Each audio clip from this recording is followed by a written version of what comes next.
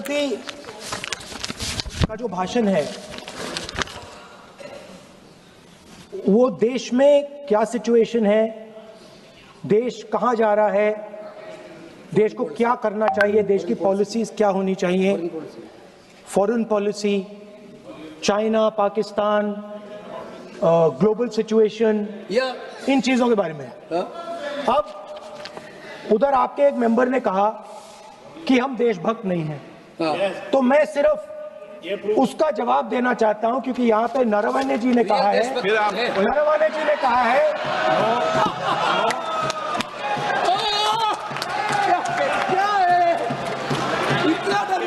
क्या तरीका है? स्पीकर सर मुझे आप ये तरीका है क्या सर मैं बोल रहा हूँ? नहीं, ये आपके वेणुगोपाल, ये तरीका है क्या? आप सदन में होकर तालियां बजा रहे हैं खड़े होकर, ये तरीका तो ठीक नहीं है। बोलूं, आप वरिष्ठ नेता हैं। ये तो अच्छा नहीं। सर आप एलओपी के वकील तो नहीं है, आज तो वकील है सर, पूरा मेंबर्स एलओपी का वकील है, पूरा मेंबर्स एलओपी का वकील है, हम भी वकील हैं। यहाँ वकीलों को इजाजत नहीं दी जाती देश उनका वकील है, यहाँ वकीलों को इजाजत नहीं दी जाती है, यहाँ खुद माननीय सदस्यों को बोलना पड़ता है, वकीलों को इजाजत नहीं दी जाती। स्पीकर सर ये स्पीकर सर मुझे समझ नहीं आ रही बात। ये कहते हैं कि आतंकवाद से लड़ते हैं, ये कहते हैं कि ये टेररिज्म से लड़ते हैं, और ये एक कोर्ट से डरते हैं। मतलब इसमें क्या चीज है जिससे ये इतना घबरा रहे हैं कि मैं ये नहीं बोल पा रहा हूँ? सदन के अंदर इसमें क्या चीज है? ये झूठ है, ये बोलने का परमिशन नहीं है, ये झूठ है। इसमें क्या लिखा है जिससे ये इतना घबरा रहे हैं कि मुझे ये पढ़े नहीं, आप पढ़ने नहीं दे रहे। सदस्य कोई घबरा नहीं रहे आपसे। इसमें मैं आपको सदन में गलत तथ्य और गलत तथ्यों को पेश करना वो ऑथेंटिक बात है। Sir, if they are not वो नियम scared, प्रक्रिया की बात कर रहे हैं। sir, घबरा नहीं रहा किसी Speaker से। sir, if they are not scared, they should allow me to read it. Why are they scared? मैंने इस विषय पर व्यवस्था दे दी है कि कोई भी पुस्तक, कोई भी अखबार, नो सर, नो कनेक्शन, कोई करेक्शन नहीं है। Speaker cannot do it sir. Rule is very clear. आप अध्यक्ष की रूलिंग को चुनौती नहीं दे सकते। आप कोई चुनौती नहीं देना। अध्यक्ष की रूल दिलाने के लिए साहसपूर्ण कदम उठा रहे हैं, इसलिए मोदी की कब्र खोद दी है आपको। नेहरू जी ने देश के साथ बहुत बड़ा अन्याय किया था, सिंधु जल समझौता करके। उस सिंधु जल समझौते को हमने एबेंस में डाल दिया। क्या इसलिए आप मोदी की कब्र खोदने के नारे लगा रहे हो? आदरणीय सभापति जी, कांग्रेस की परेशानी कुछ और है। ये पचा नहीं पा रहे कि मोदी यहां तक पहुंचा कैसे। अब उनकी परेशानी बढ़ती जा रही है कि भाई पहुंचा तो पहुंचा, लेकिन अब तक टिका क्यों है? और इसलिए वे एक ही रास्ता उनके लिए बचा हुआ लग रहा है कि मोदी तेरी कब्र खुदेगी। आदरणीय सभापति जी, ये तो मान करके बैठे थे। उनका लोकतंत्र, संविधान के कोई लेना देना नहीं। उनको तो लगता है कि प्रधानमंत्री पद उनके परिवार की जागीर है, उस पर कोई और बैठ नहीं सकता। ये जो उनके भीतर में नफरत पड़ी हुई है ना, मोहब्बत की दुकान में जो आग भरी पड़ी हुई है ना, उसका परिणाम है।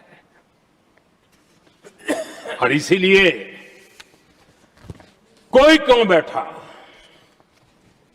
हमारा पैतृक अधिकार था, इसलिए मोदी की कब्र खोदने का नारा लेकर के वो चल रहे हैं। आदरणीय सभापति जी, कांग्रेस के शाही परिवार को देश ने दशकों तक अवसर दिया है। ऐसा नहीं है, देश ने आपके लिए भी अपना भविष्य दांव पे लगाया था, लेकिन आपने गरीबी हटाओ के नारे लगाए, गुमराह किया। लाल किले पर से कांग्रेस के एक भी प्रधानमंत्री के भाषण में गरीबी हटाने की बात ना आई हो, ऐसा नहीं हुआ है।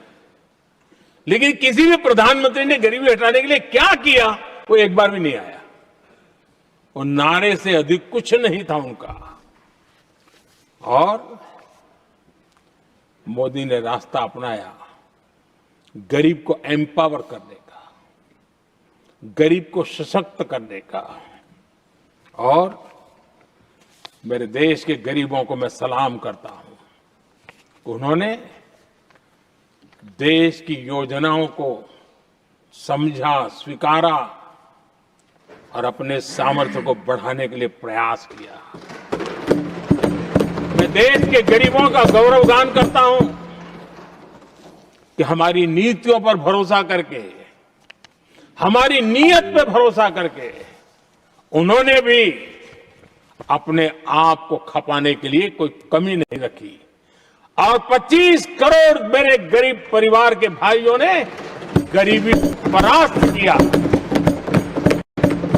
और खुद गरीबी से बाहर आए हैं। मैं उनको सलाम करता हूं। मेरे 25 करोड़ देशवासी जो निराशा में पड़े हुए थे, दूर एक आशा की किरण दिखाई दी, उठ खड़े हुए और आज हमारे साथ चल पड़े। आदरणीय सभापति जी, 2014 के पहले इम्प्लीमेंटेशन की बातें करते थे। हमारे यहां सैकड़ों लोग रेलवे क्रॉसिंग पर मरते थे। स्कूल की बस रेलवे क्रॉसिंग से जा रही है, 20-20, 25-25 स्कूल के बच्चे मरने की खबरें आती थी।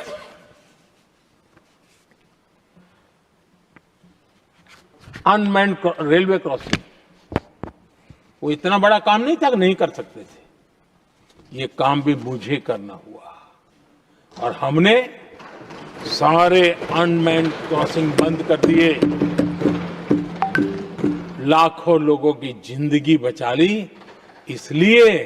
इसलिए ये मोदी की कब्र खोदना चाहते हैं। आदरणीय सभापति जी,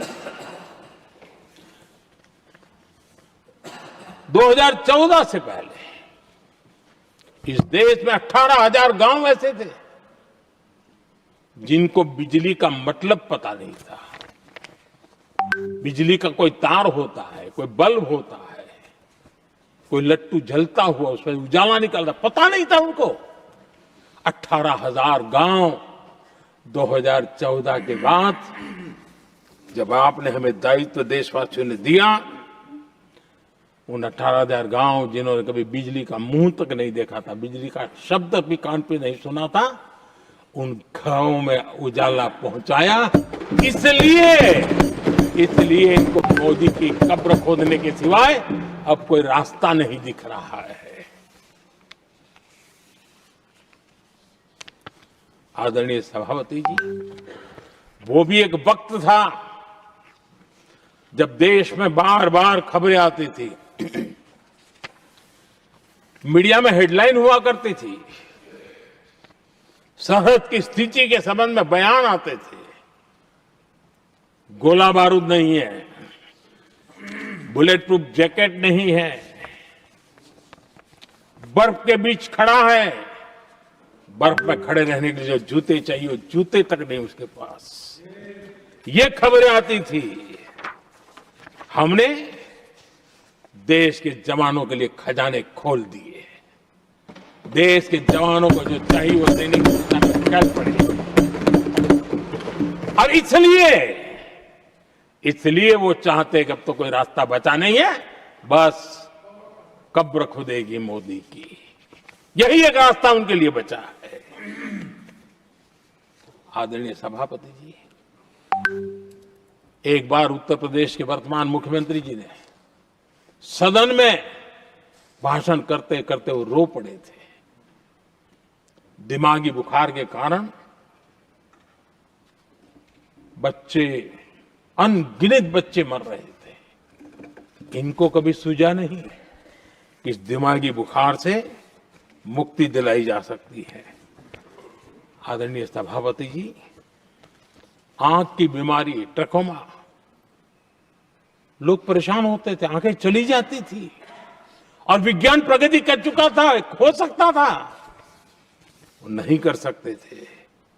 हमने दिमागी बुखार से भी मुक्ति दिलाई और हमने ट्रकोमा से भी देश के लोगों की आंखें बचाई।